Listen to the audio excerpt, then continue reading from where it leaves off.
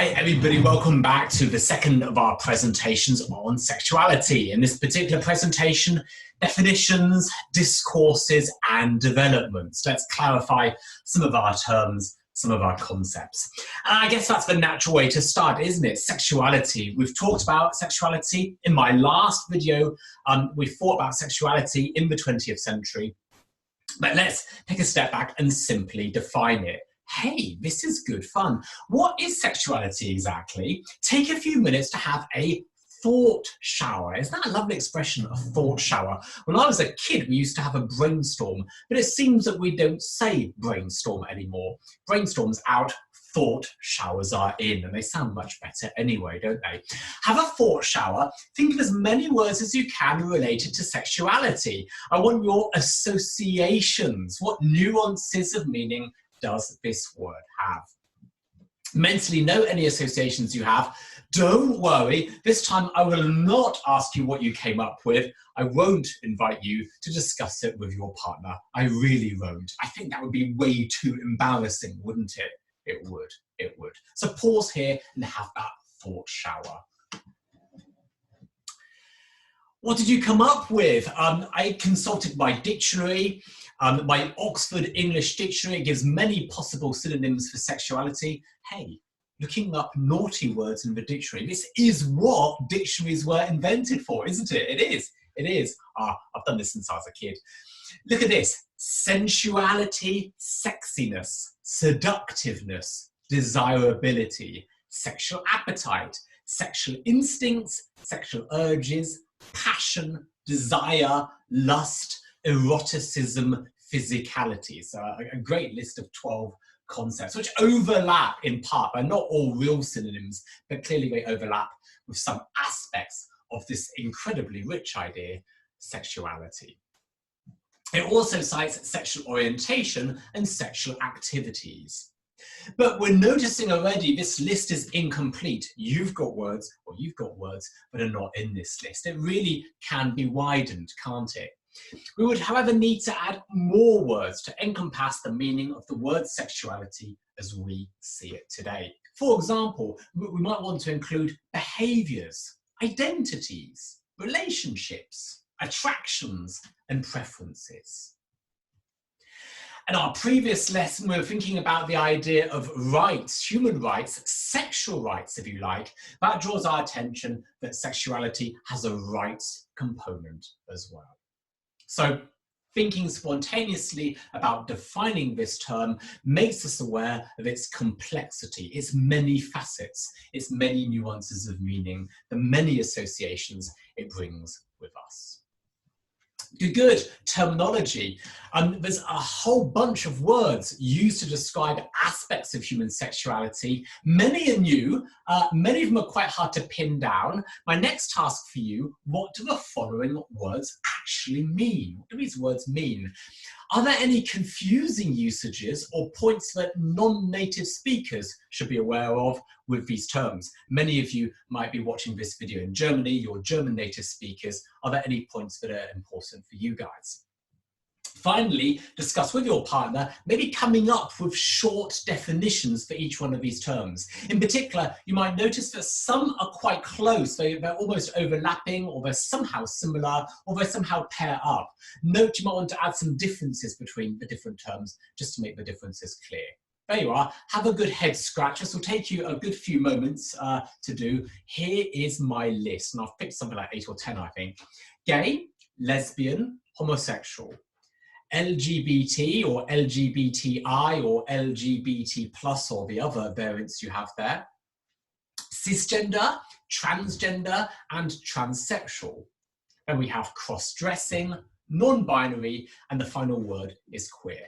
There you are, grab a pen and a sheet of paper and think about all these different terms, discuss with your partner. Pause here. Unpause here. What can we say about these terms? Some of them are quite easy. Some of them really are almost exactly the same in other languages. So if you're a German speaker, some of these terms will be quite clear to you anyway. Some are subtly different. Maybe a point that's worth making to illustrate the subtle differences. In the English language, a gay person is a gay man or a lesbian woman. okay? That doesn't work in other languages. So notice how the word gay is actually quite broad. And when I was a kid, we didn't use expressions like LGBT. We would simply talk about gay people or the gay community. So a gay-friendly hotel is also friendly to lesbian visitors and so on. So those those first two words, clearly quite translatable into German, but be careful, translate with care. Homosexual, again, a fairly neutral word. It's a fairly common word. I've noted that some people don't like using it. And it's interesting to ask yourself, why do some people not say that word so often? Many people say they find it sounds a little bit cold and clinical and medical. There you are. So you'll notice some people use that a lot. Some people choose not to use it, typically because it has a slightly medical nuance of meaning. LGBT, or variants of this. We're trying to be more inclusive in our language. It's quite fascinating how in the last couple of decades, a kind of community has evolved maybe out of communities that were quite separate in the past. So we're grouping together various different people depending on what letters we choose to add there. And I've also seen cubing added to that list of letters. LGBT+. Good. The next word, cisgender, I think I only came across this a couple of years back. When a child is born, they're often assigned or labelled as having a gender. And if you feel that your gender matches that assigned gender, you can say that you're cisgender. So when I was born, doctor said it's a boy. And if I feel like a boy and later I feel like a man in some sense, then I'm cisgender. And the opposite, of course, is transgender. If you're transgender, you feel like the sex that you haven't been assigned at birth. Some transgender people are interested in transitioning and having gender realignment. And if you're thinking of transitioning, or if you are transitioning, you might use the word transsexual to describe yourself. Good. The next term, cross-dressing. Rather funnily, in our world today, fashion is quite gendered. We have so many clothes items that really are for men or for women and not unisex. And in such a system, if you wear the clothes associated with the other biological sex, you may describe yourself or be described as a cross-dresser. Some of you, however, might be saying, this is all nonsense anyway. Some people say that in terms of their identity, they don't identify in terms of this binary contrast of male or female. People say, hey, it's a spectrum, I'm somewhere on this spectrum, so I see myself as being non-binary anyway. Good, I'm whizzing through these terms. Queer, it's probably best if I leave that last word until a later presentation. It's a really interesting word. I'm going to come back to it later on when I talk about queer theory and queer studies. So hold on to your notes of the last one. I'll come back to that in video 4. Let's move on. I want to look at sexuality. I've already mentioned the word homosexual has a slightly medical nuance of meaning. And I want to investigate this more and look at the link between sexuality and the discipline of medicine. In the past, as many of you will know, homosexuality was considered a medical disorder. In particular, see the World Health Organization's ICD-9. The World Health Organization makes these catalogues of medical disorders, so sicknesses, diseases, illnesses. And in the 1970s ICD-9, it's not used anymore, but it was used until the 1990s. In that ICD-9, homosexuality was considered a disorder. It was labelled as a disorder with the symptoms and the diagnosis and so on. What do you think about this? Can we see aspects of human sexuality as a disorder? Is this a valid and a helpful thing to do? Indeed, my question of helpfulness, what are the benefits of this perspective? What are the dangers of this perspective? Pause here and natter with your partner. What do you think? This is actually a question that came up in class when I was a social work student. We asked our professor the question. I was a social work student, so maybe he was giving the answer of a social work professor. He made really interesting points. Firstly, some aspects of our sexuality may be helpable with therapies. An example here, forget about the homosexuality question for a minute, but simply somebody who's not enjoying sex, maybe a couple who are having sex, but they're not enjoying it as much as they feel they could be. There are sexual therapies for couples that want to improve their enjoyment of sex. In that sense, there may be benefits to say there's some kind of disorder here. But we've kind of sidestepped the original question, haven't we? The question was a different one. What about homosexuality, for example? And here my professor was quite firm. There's really no benefits whatsoever and a whole bunch of potential dangers. We're labeling people, and we're labeling people with a label which can be quite stigmatizing. It's also worth noting, although you can have a sex therapy to help you improve your sex life, other aspects of sexuality can be very, very hard to change. And again, if doctors suggest that some sexuality is in some way a disorder, they're almost promising to change it, aren't they? And in fact, that's rarely something that's doable. So my professor was very, very awkward about this whole thing, and he encouraged us to not think about sexuality as being a medical thing. Indeed, he said that's how we might have looked at it in the past. We wouldn't look at it in that way today. There you are. And maybe as a social work lecturer, that's an idea that I'd hold on to here as well. So again, I'm very, very uncomfortable with this medicalization idea, thinking about aspects of sexuality like homosexuality. Why? Let's investigate this further. And it was a thinker, Foucault, who investigated this topic in a very, very interesting way. Michel Foucault, he examined sexuality extensively. This was one of his big interests. Indeed, his final works formed a history of sexuality. Isn't that a nice title for a book? Foucault examines discourses around sexuality throughout history. So he's looking at these discourses. I think he described himself as a historian of ideas. So this is the kind of thing he did. He considers a common thought that's been out there for a long, long time, a common thought that discourses on sexuality, they were repressed, so pushed down. They were repressed in some historical periods. We're going to investigate this idea in a minute, but first of all, I do need to define a term, or you need to define a term. I've just used the term discourse. Foucault's discussing discourses. What on earth is a discourse? Natter with your neighbour. Press pause. What's a discourse?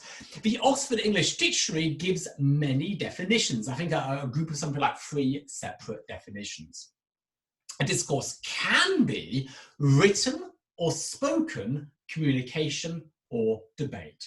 Very simple meaning this, it's just people talking. It's a discussion, okay? A written or spoken discussion. That's meaning 1. Meaning 2 is related, the same thing but in a formal context. Okay, so discussions in formal contexts. Nice example here, of course, is the university. In the university, we talk about things, but we do so in a formal, academic, scholarly way. Good. Next meaning is a linguistics meaning, maybe less relevant for us here, a connected series of utterances, a text, or a conversation. Indeed, once you're getting analytical here, we can even leave the idea of words. In a sense, pictures or clothing or artifacts also belong to discourses. Again, go back to the David Bowie video clip I had in my first video. We can look at that whole thing as being part of a discourse on sexuality. Good, good. Social scientists, we trace, we analyze, we examine, we look at discourses. We're learning about how ideas develop, how words develop and concepts develop in different time periods, for example, or comparatively in different places. And we can trace a discourse, and we do, in politics, for example. How are politicians discussing this idea or this concept? We can trace a discourse in the media, how are the newspapers looking at this concept? We can trace it in academic literature, professors at university, how are they writing about this? How are they publishing about this? We can look at it in professional literature, the medical journals written and read by doctors, or the journals written and read by social workers, and so on. So we can look at these discourses in particular places within our society's institutions. Good, so that's the idea of the discourse. Back to the original question. I asked you about Foucault's idea, discourses on sexuality. Foucault asks whether it's true that discourses on sexuality were repressed, for example, in Victorian times. What do you think? Natter with your partner, can we talk about this period, for example, the Victorian period, as one in which talking about sexuality was pushed down, was repressed? Does this repression theory work? Natter with your partner. What did you come up with? There's certainly evidence to suggest that it might be a time of repression of sexuality discourses. Victorians were famously prudish about sex. You'll see this in their fashion, for example. Victorian women had almost all of their flesh covered. Typically, Victorian fashion would cover your whole body, no bare legs or bare ankles, no chest sticking out. You know, your hands were visible and your face was visible, but that's it. So there was definitely a prudishness which we can give many examples of from Victorian society. Generalizing from that idea, we may think people did not talk or write about sex so much in this period. You know, it seems to be a much less sexualized period in British society. And that would be the repression thesis. Good. Foucault does not believe this. He's not buying this idea at all. He argues the opposite. For him, discourses on sexuality, they were vital, they were alive, and there were many in that period. But, however, Foucault notes the discourses became fixed to certain contexts. In particular, they were in medicine, they were in psychiatry, they were in criminology, for instance. So in the 1800s, sexuality became a medicalized and a criminalized and legalized discourse. The focus was in particular on deviant sexuality. Homosexuality, cross-dressing, they were viewed as being pathological. Same-sex relations were criminalized, in particular for men.